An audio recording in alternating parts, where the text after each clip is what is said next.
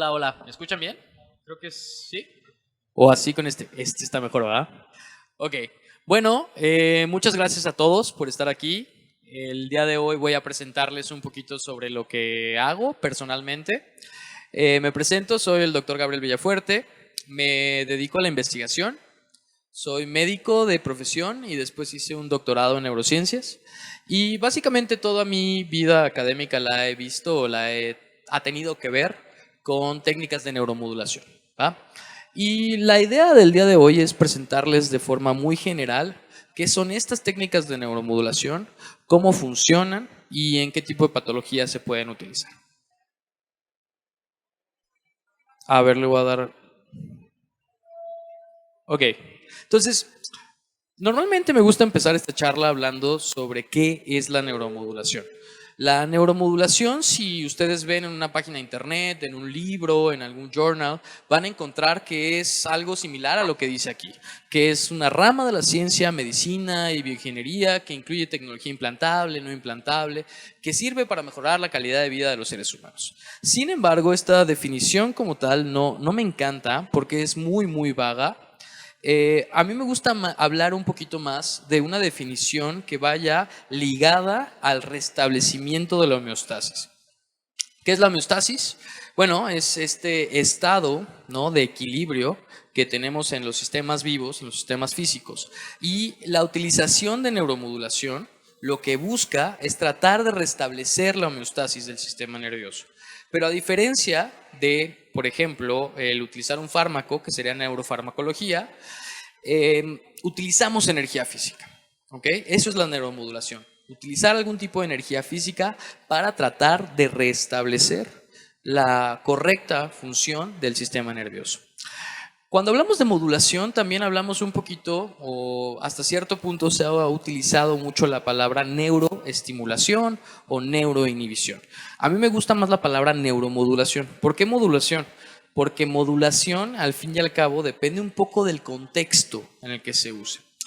Por ejemplo, si tenemos una persona que está muy emocionada, está gritando, está así como hipomaníaca, y le decimos, oye, modúlate, lo que le estamos diciendo es que disminuya su estado de ánimo. En cambio, si una persona está muy disminuida, está acostada, dormida, anhedónica, y le decimos modúlate, lo que le estamos diciendo es que aumente su estado de ánimo. Entonces, la palabra modulación cambia un poquito dependiendo del contexto. Entonces, por eso neuromodulación hasta cierto punto es un poquito, pues, más amplio y encaja mejor con el restablecimiento de la homeostasis. ¿Por qué? Porque a veces puede estar arriba, a veces puede estar abajo. Vamos a platicar un poquito de la historia de la neuromodulación. Y es muy interesante y me gusta mucho esta historia porque en realidad llevamos muchos años utilizando neuromodulación sin siquiera saberlo. Esto que ven acá es un pez, se llama pez torpedo y es un pez que se utiliza desde la antigüedad. ¿Y cómo lo usaban en la antigüedad? Lo que usaban o lo que hacían era ponerlo sobre la cabeza de personas o sobre articulaciones inflamadas y misteriosamente les quitaba el dolor. Nada más poniendo el pez, un poco extraño. Pero ¿qué realmente hacía ese pez? Bueno, en 1773 se realizan estos dibujos de acá y lo que se dan cuenta es que en realidad este pez es como una especie de anguila y descarga electricidad. Entonces lo que estaban haciendo desde 300 antes de Cristo era dar una descarga eléctrica, una pequeña descarga eléctrica a las personas en ciertas áreas del cuerpo, específicamente articulaciones y en la cabeza, y esto quitaba el dolor en las personas. Un poquito después, en 1791, empezamos a darnos cuenta como comunidad científica que la electricidad es muy importante para el cuerpo. Toda esta corriente se le llamó galvanismo, donde creíamos, que hasta cierto punto todavía lo creemos, pero que la energía eléctrica es una especie de fuerza vital que mantiene al cuerpo. Y estos experimentos de Galvani pues demostraron que cuando pasábamos corriente eléctrica por el nervio de una anca de rana, esta anca se contraía, ¿va? Y pues era por la estimulación eléctrica. Lo interesante es que, aunque empezamos haciéndolo con animales, poco nos faltó de tiempo para empezar a hacerlo en humanos. Esta imagen de acá nos cuenta la historia de Giovanni Aldani, que era sobrino nieto de Galvani, Y él tuvo la brillante y un poco macabra idea de darle estimulación eléctrica a una persona que acababan de matar. Lo acaban de asesinar porque lo habían acusado de robo y secuestro y varias cosas. Lo, lo ejecutan y después de que lo ejecutan, le hace pasar electricidad al cuerpo. Y bueno, no es un experimento que podamos hacer de manera rutinaria, pero si a un cuerpo que acaba de fallecer le hacemos pasar electricidad, se van a contraer los músculos, ¿no? Igual que en la rana. Y bueno, esto inspiró a Mary Shelley, que es una de las autoras más importantes porque es la precursora de la ciencia ficción y lo escribió en un fin de semana con Lord Byron en la... Es muy interesante la historia. Ahí escribió Frankenstein. Y prácticamente Frankenstein estuvo inspirado en este evento donde hacíamos pasar electricidad a las personas y reanimábamos a la persona. Poquito después, ya casi a finales del siglo XIX, nos dimos cuenta que la electricidad y el campo magnético en realidad son dos fenómenos que están muy relacionados. La electricidad genera un campo magnético y un campo magnético a su vez genera electricidad. Entonces, estos experimentos que se hicieron a principios del siglo XIX y ya a mediados del siglo XX demostraron que utilizar energía magnética también puede generar electricidad dentro del cuerpo. Esto tal vez ha sido el avance más grande en las técnicas de neuromodulación que existe, que es la estimulación cerebral profunda. A lo mejor la han escuchado hablar. Es literalmente meter un electrodo en el cerebro y esto pues podemos activar o inhibir áreas cerebrales. Hoy por hoy se utiliza ampliamente en enfermedad de Parkinson con resultados muy positivos. Y bueno, esto es un poco de la historia. Interesantemente, yo no me enteré hasta hace poco que este experimento acá donde le ponen un electrodo a un toro, lo hicieron en México y lo hicieron en la UNAM. No sabía, de hecho me lo vino a decir un científico francés, yo no tenía ni idea, y sí, efectivamente se hizo en México, ¿no? Era uno de los primeros experimentos de estimulación cerebral profunda. Ya un poquito más recientemente, a partir del 2007 hasta el 2021, se han aprobado diversos tratamientos de neuromodulación para enfermedades psiquiátricas, específicamente depresión, trastorno obsesivo compulsivo, tabaquismo y ansiedad asociada a depresión. No ansiedad como tal, sino ansiedad asociada a depresión. Y esto se hace con estimulación magnética transcranial, que les voy a platicar un poquito. Entonces, hay muchos tipos de técnicas de neuromodulación. Las podemos dividir básicamente en dos grandes grupos: las técnicas invasivas y las técnicas no invasivas. Invasivas, ¿cuáles son? Pues que requerimos de algún tipo de cirugía, requerimos a lo mejor algún tipo de anestesia, no las podemos hacer de forma tan rutinaria. Las no invasivas no requieren de esto. Hasta cierto punto las podemos hacer de manera rutinaria en el consultorio.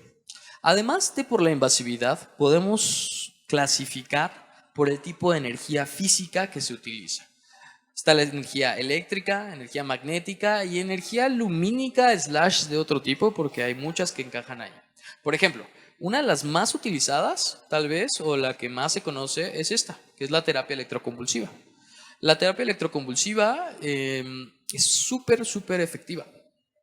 Aunque no lo crean, el problema es que ha sido muy mal utilizada y muy mal manejada en el largo del siglo XX y pues tenemos películas que nos muestran cómo lo hacían antes y es un poco aparatoso. La realidad es que al día de hoy no tiene nada que ver con cómo se hacía antes. El paciente está sedado, tiene un relajante muscular, tiene vigilancia de la vía aérea, el paciente ni se entera que está recibiendo terapia electroconvulsiva y tiene efectos bastante interesantes en terapia en depresión resistente a fármacos.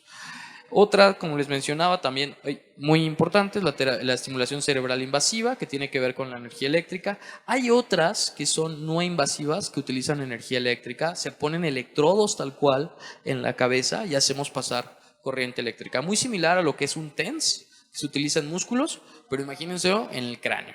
Y pues obviamente se siente un poco extraño cómo te pasa energía, te dan así como pequeños twitches en el cuero cabelludo.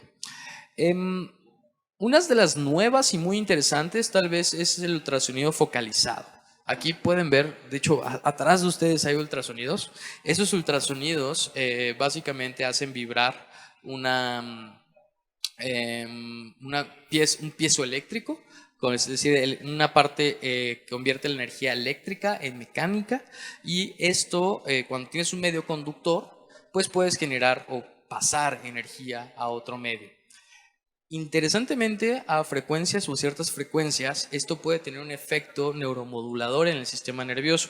Todavía no entendemos al 100% por qué o cómo, pero aplicar este tipo de energía te permite modular la actividad del sistema nervioso. Lo interesante aquí es que nos permite focalizarlo. Si tenemos muchos haces diferentes, podemos llegar bastante profundo y hasta cierto punto es una forma no invasiva porque no tienes que cortar, aunque el paciente sí está hospitalizado, pero no tienes que cortar para generar un cambio en el sistema nervioso. Vamos a ver un poquito, déjame platicarles alguna vez, tal vez alguna de otra de estas antes de pasar. La estimulación del nervio vago también es una técnica muy interesante. El nervio vago es un nervio que básicamente es súper largo, es muy importante y que medía muchas cosas del sistema nervioso autónomo. Y aunque no entendemos al 100% por qué, cuando el nervio vago lo estimulamos, tiene un efecto antiepiléptico. Es decir, que si estimulamos ese nervio vago, las personas dejan de tener crisis convulsivas. Esto ha dado pie a que se puedan implantar estimuladores directamente en el nervio vago, de hecho del lado derecho, no del lado izquierdo, y tiene un efecto pues antiepiléptico, y también hay unas versiones no invasivas de estimuladores del nervio vago que tienen efecto para migraña, se ha utilizado, y para depresión se ha utilizado. Ahora vamos a hablar de tal vez la técnica que más se utiliza en la actualidad, que es la estimulación magnética transcraneal. ¿Por qué es la que más se utiliza? Pues bueno, es la que más estudios clínicos tiene, es la que tiene aprobación de la FDA, es la que tal vez es la menos, dentro de las no invasivas, es tal vez la más amigable para el usuario final, que es el paciente. Entonces, ¿qué es la estimulación magnética transcraneal? Es una técnica de neuromodulación, es decir, una técnica que va a intentar restablecer la homeostasis del sistema nervioso, no invasiva, no dolorosa, que nos permite, a partir de un campo magnético, generar electricidad dentro del cerebro. ¿Ok? Suena un poco rebuscado, pero creo que va a quedar claro con las próximas slides. Entonces, imaginen que tienen ustedes una batería, ¿no? Y esta batería la conectamos a una bobina. ¿Qué es una bobina? Es un cable enrollado sobre sí mismo, nada más. No es nada del otro mundo, no es nada complejo. Si ustedes agarran sus audífonos y le dan vuelta y los enrollan, eso ya es una bobina. Entonces, cuando ustedes conectan este cable enrollado sobre sí mismo a una batería, empieza a correr los electrones por este cable y genera un campo magnético.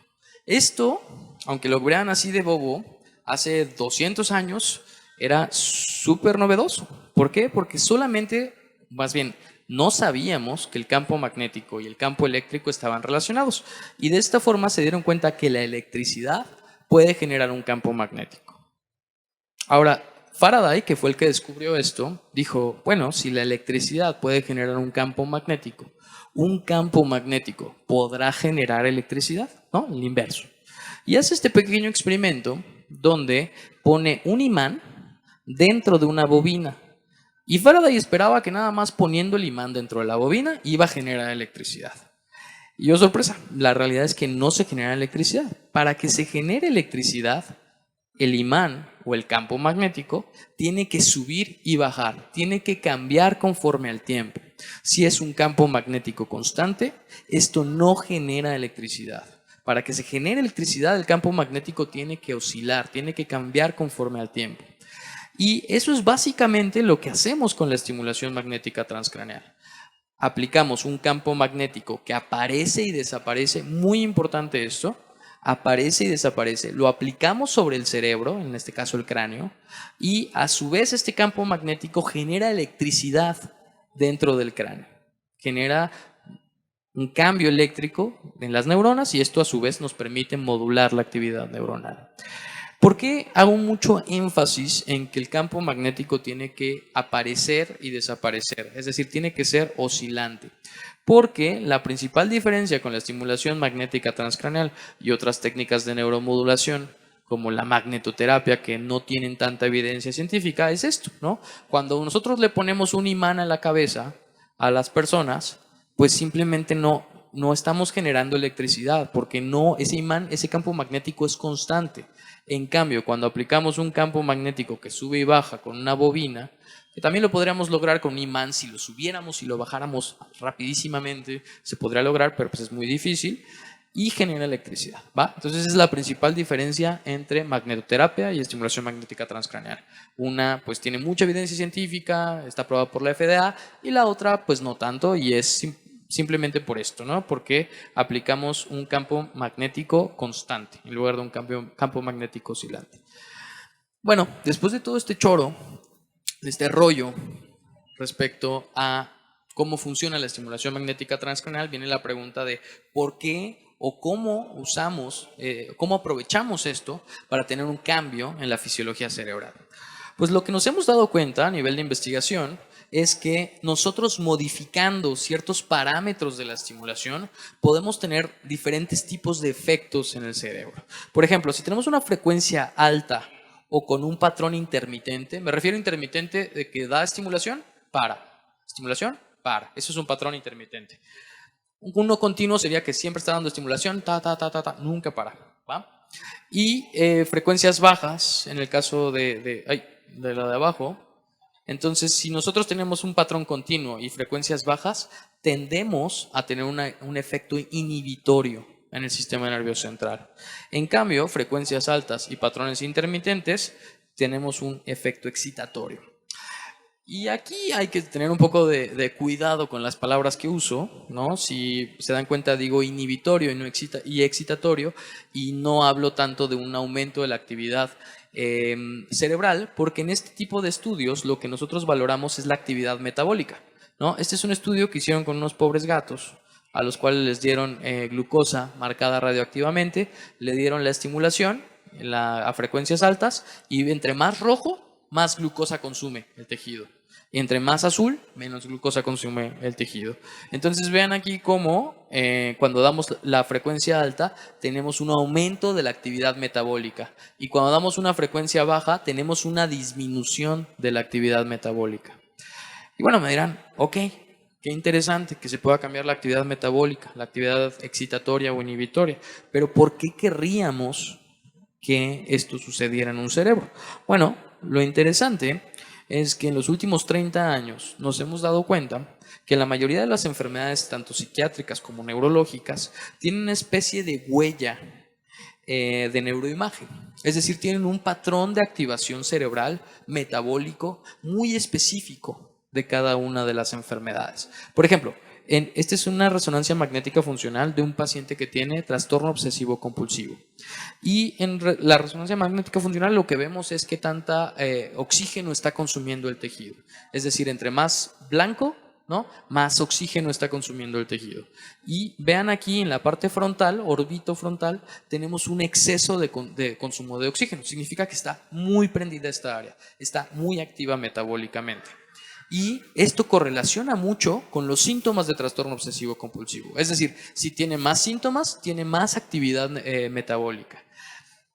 Y bueno, esto no hay un fármaco o una forma de dirigir específicamente esa actividad. En cambio, con la estimulación podemos aplicar la estimulación en esta área, en las áreas orbitofrontales y prefrontales, de forma inhibitoria, y podemos tener una disminución de la actividad frontal y por tanto una disminución de la sintomatología de los pacientes. Esto es con TOC. Sin embargo, podemos utilizarlo también para depresión, ¿no? En depresión tenemos un efecto al revés. Tenemos que la corteza prefrontal dorsolateral izquierda, que es esta área que tenemos aquí, es un área muy interesante, hace de todo, prácticamente es nuestra área basurero. Cuando no sabemos algo, decimos que es la prefrontal, ¿no? En los pacientes deprimidos está apagada esta área. No, aquí debería estar prendido y está apagado. ¿Qué hacemos? Damos la estimulación, se prende y el paciente mejora, ¿va? Obviamente esto es muy reduccionista, ¿no? La depresión no significa que tienes apagado un área y ya con esto se va a quitar la depresión. Es mucho más complejo, pero es un modelo que nos ha ayudado a poder utilizar este tipo de tecnologías en diversas enfermedades psiquiátricas y neurológicas. Ahora, como les decía, este es un modelo muy reduccionista. El cerebro no es nada más como un switch o las áreas no tienen un switch de prendido y apagado. En realidad, cuando estamos hablando de áreas, no estamos hablando de áreas, estamos hablando de redes de áreas, ¿no? Hay una área está conectada con otra área, tiene efectos de retroalimentación entre áreas. Entonces, cuando afectamos un área, no nada más estamos afectando esa área, estamos afectando la red completa. Molecularmente se ha visto que la estimulación, dependiendo si es excitatoria o inhibitoria, puede tener efectos diferentes. Por ejemplo, si damos estimulación excitatoria, se ha visto que hay un aumento de la liberación de dopamina y también de serotonina. En cambio, cuando es una estimulación inhibitoria, hay más un aumento de liberación de GABA, que es un neurotransmisor inhibitorio. A nivel celular, se ha visto que la estimulación puede tener un efecto proliferativo hasta cierto punto, donde se ha visto en modelos animales, no en humanos, pero en modelos animales que hay un aumento de neurogénesis.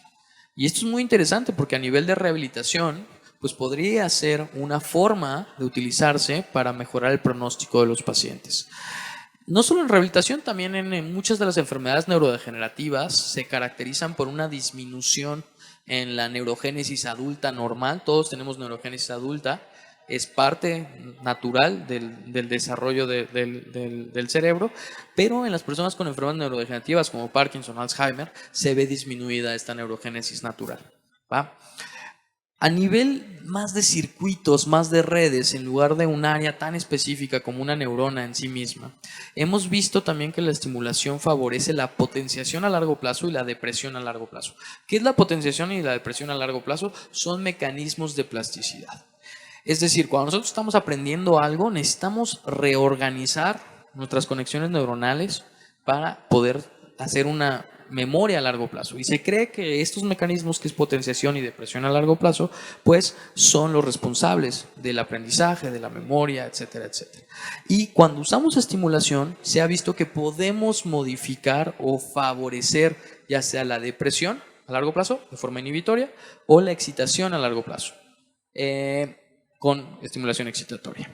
Y a nivel sistémico es muy interesante porque el sistema nervioso central, cuando aplicamos la estimulación a nivel del encéfalo, pues el encéfalo no está aislado del resto del cuerpo, ¿no? Sobre todo está muy conectado de forma endocrina y de forma del sistema nervioso autónomo. Entonces se ha visto, interesantemente, que la estimulación puede modular el ritmo cardíaco.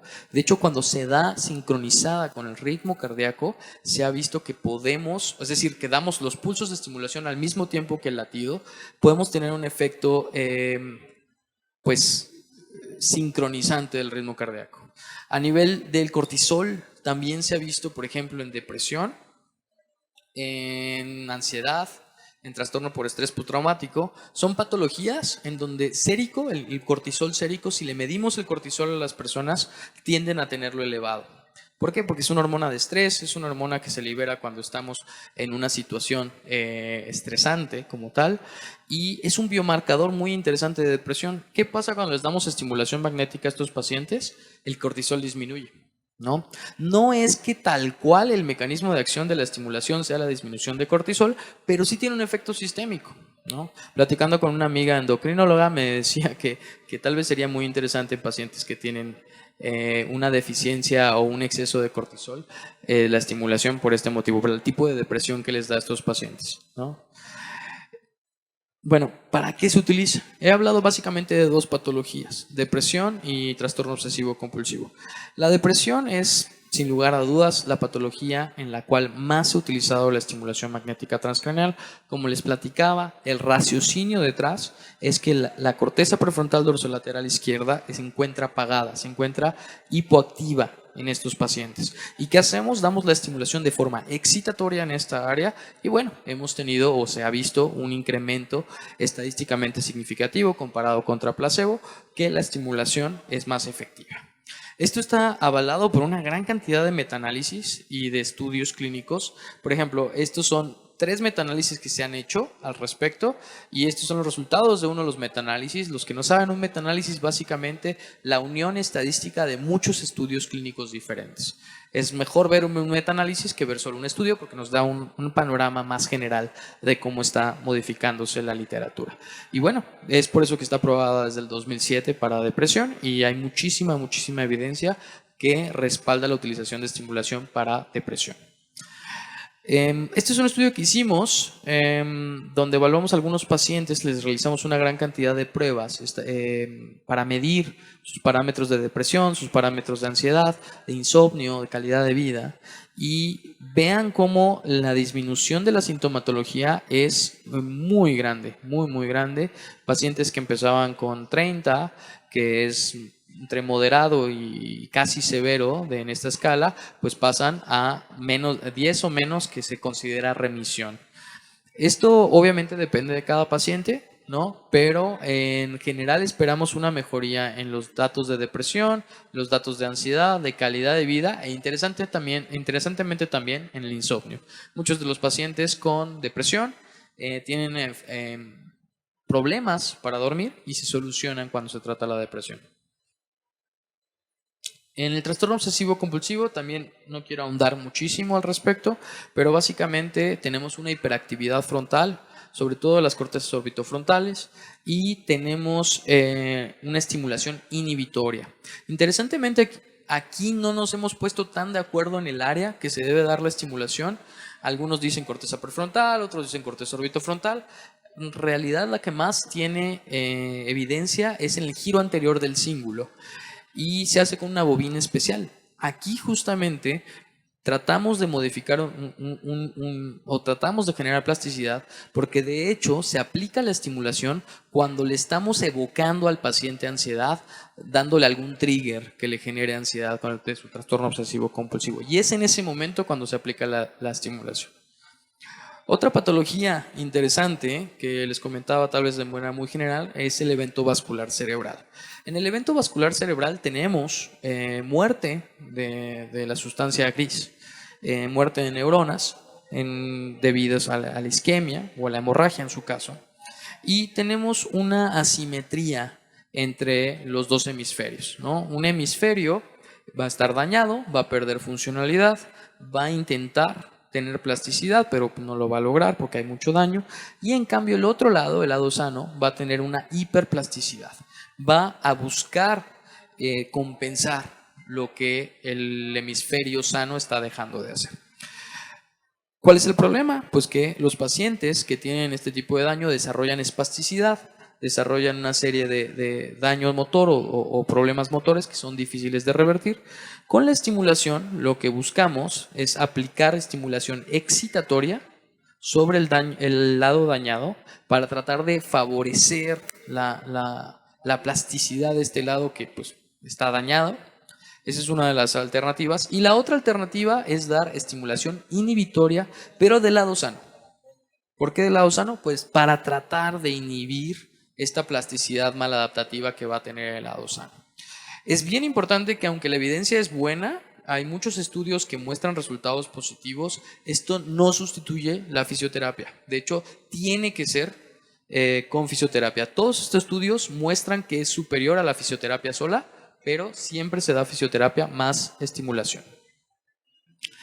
En trastorno, no sé por qué le pusieron desorden, pero es trastorno del espectro autista, que es la nueva clasificación que desde hace unos 7 años manejamos. En lugar de hablar de varios tipos de autismo, hablamos de un espectro. Se han hecho varios estudios. ¿Qué pasa en el trastorno del espectro autista? El trastorno del espectro autista es un problema del neurodesarrollo.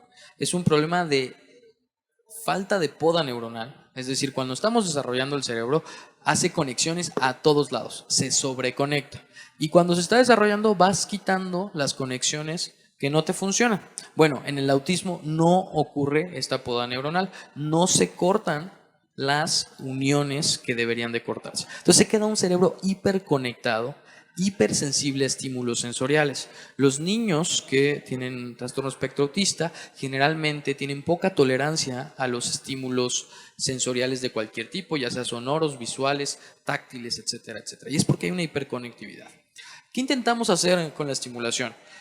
En algún momento se intentó inhibir directamente las cortezas sensoriales primarias, visual, auditiva, somatosensorial.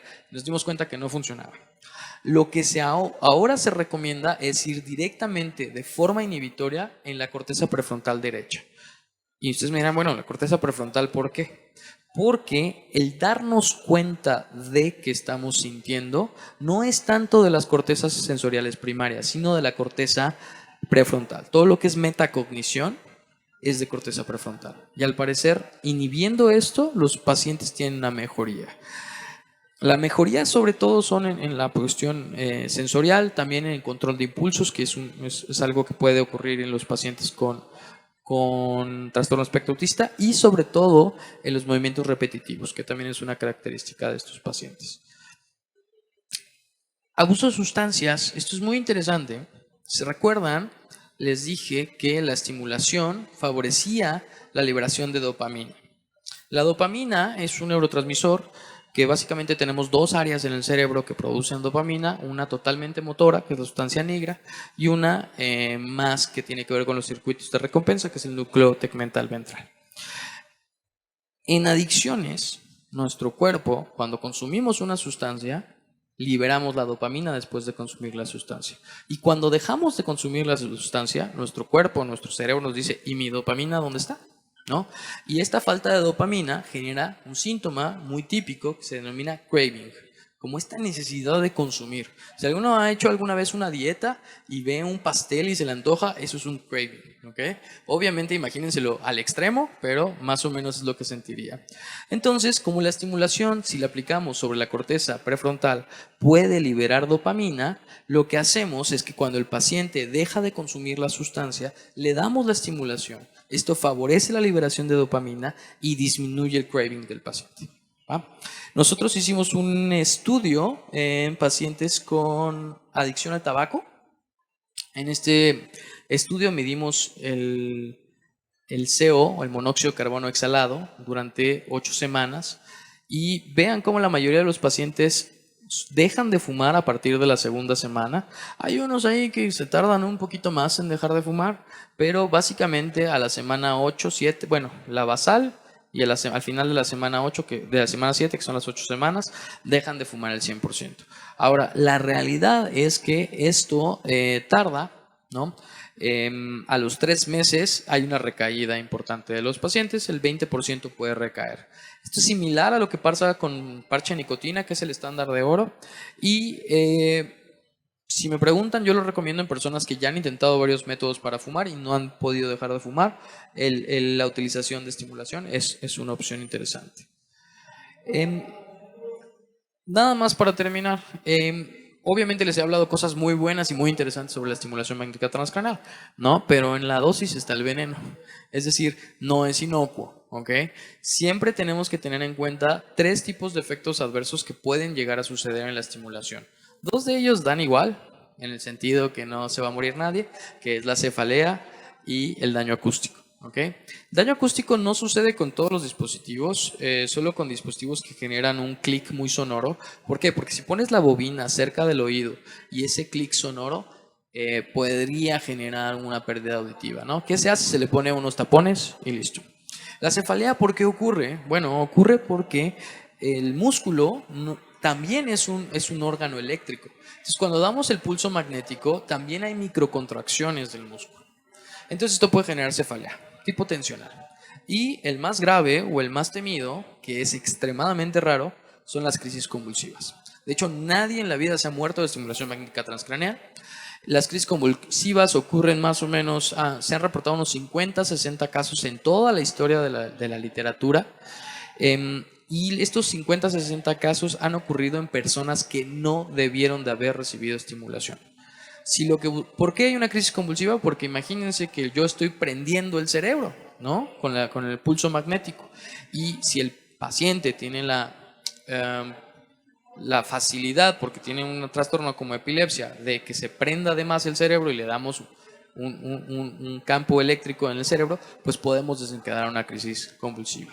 Entonces, todo va enfocado a prevenir las crisis convulsivas. Las contraindicaciones entonces van enfocadas a esto. Pacientes que tengan algún tipo de diagnóstico de epilepsia, contraindicado. ¿Ok?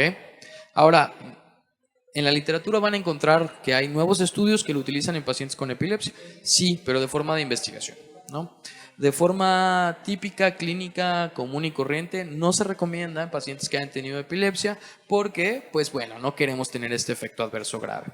Pacientes que tengan un marcapasos, que tengan algún tipo de implante cerebral, tampoco se recomienda. ¿Por qué? Porque teóricamente el campo magnético puede hacer que no funcione de forma correcta el marcapasos o el implante cerebral. Por ejemplo, un estimulador cerebral profundo. No queremos eso. Por último, el traumatismo craneoencefálico, que es muy común, los TCEs leves, no tanto los moderados y severos, puede ser una contraindicación. ¿De qué depende? Si es leve, moderado o severo. La realidad es que los TCEs leves no necesariamente tienen mayor riesgo de presentar una crisis convulsiva, moderados y severos sí. Entonces, bueno, hay que valorarlo, el costo-beneficio en cada uno de los pacientes. Otras contraindicaciones interesantes, pues es también neurocirugía, es decir, si el paciente tuvo una neurocirugía, puede tener un foco epileptógeno oculto que nos podría condicionar a presentar una crisis convulsiva. Por penúltimo, el embarazo. No es que esté contraindicado como tal, pero hay que tener cuidado. Es una población de riesgo, es una población vulnerable. Hay estudios que han mostrado que se puede utilizar sin mayor problema durante el embarazo.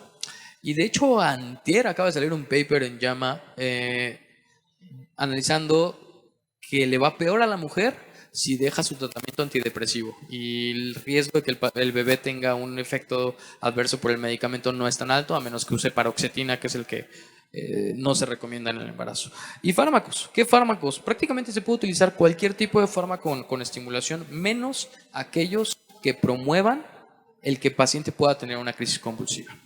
Específicamente se hablan dos. Bupropión, medicamento muy usado, lo utilizamos para dejar de fumar justamente. Es un medicamento antidepresivo que tiene un mecanismo un poquito diferente porque no necesariamente actúa 100% sobre serotonina, tiene una actividad sobre dopamina. Y el bupropión, más o menos 1 de cada 1000 pacientes puede tener una crisis convulsiva. Con la estimulación es 1 de cada 10.000. Es más seguro la estimulación que el bupropión. Sin embargo, si está tomando bupropión más estimulación, pues puede ser un riesgo, ¿no? Que esté tomando las dos y puede tener una crisis convulsiva. Entonces, por eso no se recomienda. Y el otro tipo de medicamentos que no se recomienda son medicamentos o fármacos excitatorios del sistema nervioso central. Anfetaminas, cocaína, no todos son legales, entonces no se preocupen mucho, pero bueno, es algo que hay que tener en cuenta.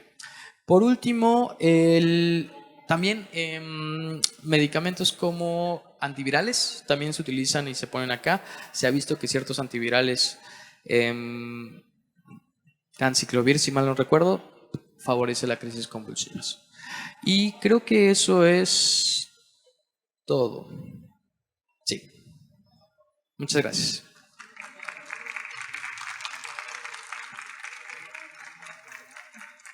No sé si tengan alguna duda, pregunta, podemos verlo o no sé si quede tiempo, ¿no?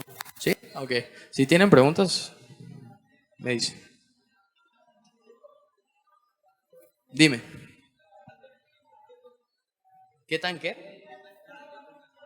Depende mucho del lugar, ¿no? Y a quién le preguntes. En Estados Unidos es carísimo.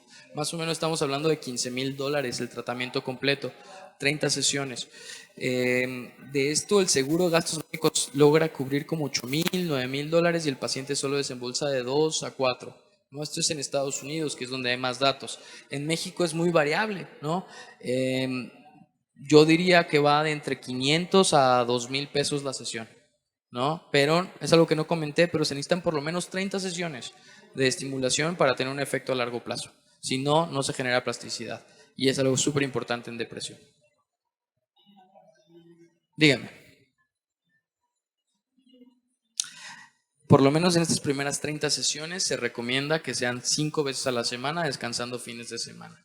Ideal, esto de 5 veces a la semana, descansando fines de semana, no es por una cuestión biológica, es simplemente para no cansar ni al paciente ni al que lo aplica.